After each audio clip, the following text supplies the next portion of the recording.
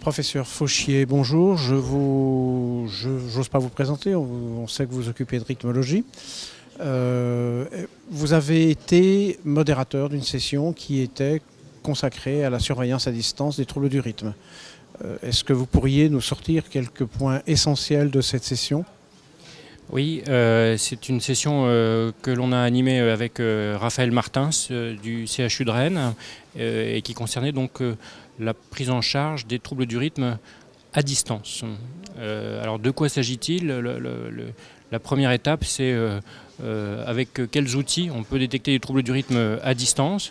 Alors on va dire qu'il y a deux grands groupes ou deux séries de matériel, des choses qui sont maintenant à peu près établis, qui sont les prothèses électriques, les pacemakers, les défibrillateurs, qui ont des systèmes de télésurveillance et de transfert d'informations dans les centres hospitaliers.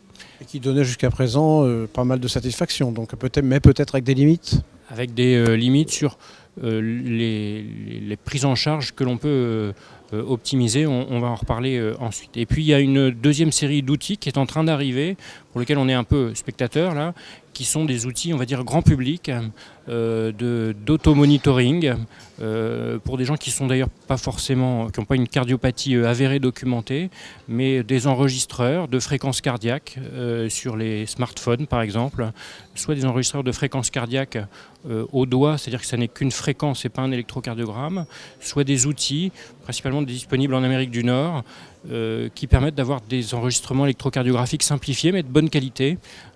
Pour le moment, c'est encore peu de patients en France qui viennent nous voir, mais on peut imaginer que ce sera beaucoup de patients qui viendront, qui feront des enregistrements à leur domicile et qui viendront nous demander des opinions sur ce qu'ils ont pu enregistrer avec des tracés qui sont de bonne qualité. Ça met aussi en limite possiblement l'obsolescence de certains enregistreurs externes un peu onéreux, spécialités des cardiologues et que l'on va remplacer par ce type d'appareil grand public. Miniaturisation et meilleure maniabilité peut-être. Meilleure maniabilité, on peut imaginer que de la même manière qu'il y a des appareils d'automesure tensionnelle qui sont assez répandus dans le grand public, on ait des appareils un peu similaires et les patients viendront avec des appareils qu'ils auront achetés eux-mêmes en fonction de leurs moyens, mais c'est possiblement une part de notre activité auquel il va falloir se préparer. Et donc données éventuellement télétransmissibles directement. Est-ce qu'on peut voir quels sont les éléments qu'on en attend, quels sont les types d'informations, quels types de pathologies sont concernés ?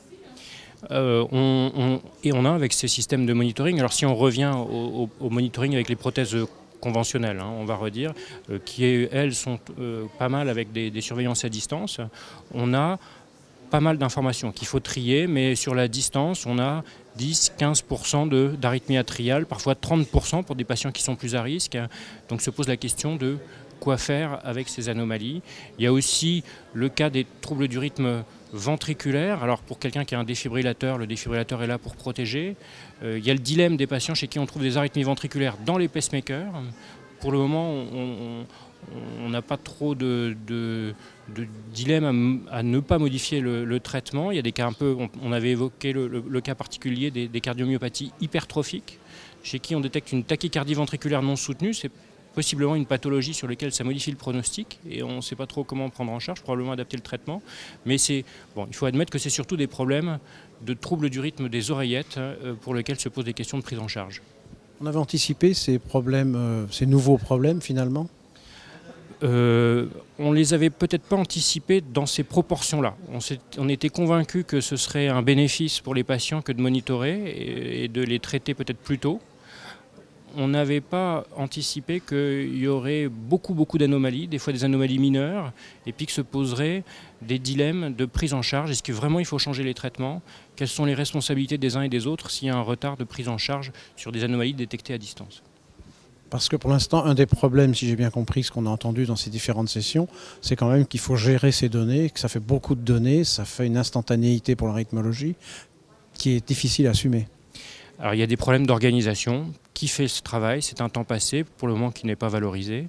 Il y a des problèmes de responsabilité également. Nous avions dans la séance l'honneur d'avoir le professeur Guéraud qui connaît bien ces problèmes pour voir s'il y avait des choses qui étaient que l'on pouvait reprocher à un médecin qui n'adaptait pas, on en parlera peut-être, les traitements antithrombotiques sur des arythmies. Donc là, il faut se familiariser au fait qu'il faut être clair avec le patient. Il y a souvent une charte dans ces surveillances à distance où le malade s'engage à respecter le matériel, mais où par ailleurs il y a un accord en disant que c'est pour aller vers quelque chose de mieux pour la prise en charge, mais qu'il n'y a pas un impératif de surveillance 24 heures sur 24 ça n'est pas une garde.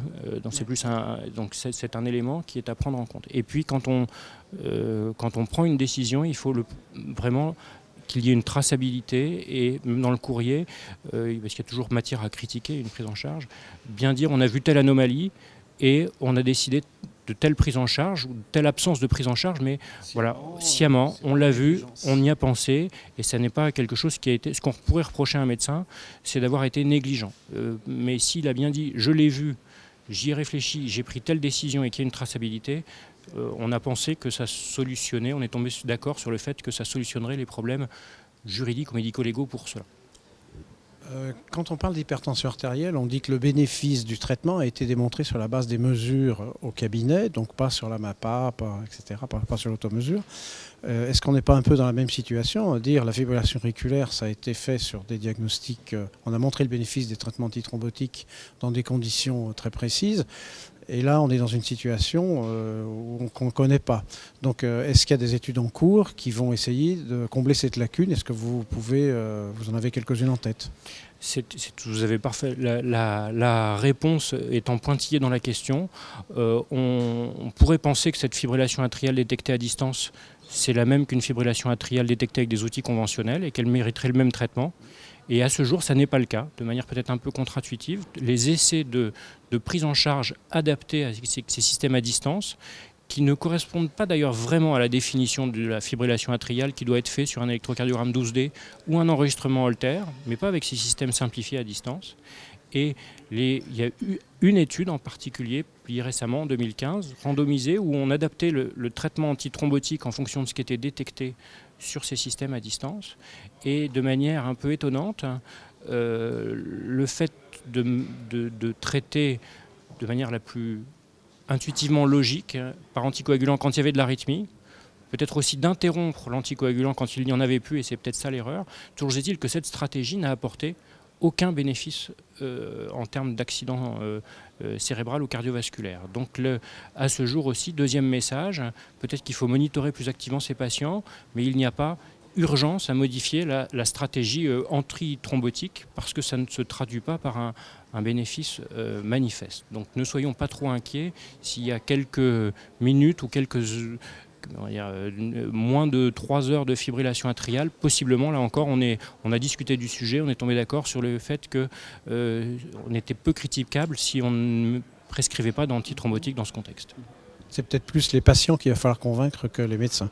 Voilà, et puis alors, en revanche, on peut les monitorer de manière conventionnelle, chercher une fibrillation atriale avec des moyens ordinaires ou habituels du moins, et là, là il sera licite de modifier le traitement. C'est le mot de la fin, un mot de conclusion? L'avenir nous dira si on a raison. Il y a des études en cours avec 7 études dont je vous ai rapporté les résultats négatifs. Elle est critiquable sur certains points de méthodologie, donc on adaptera peut-être justement les attitudes à faire ou à ne pas faire. Donc c'est un champ d'investigation bien sûr qui sera utilement exploré dans les années à venir. Merci professeur Fauchier. Merci beaucoup.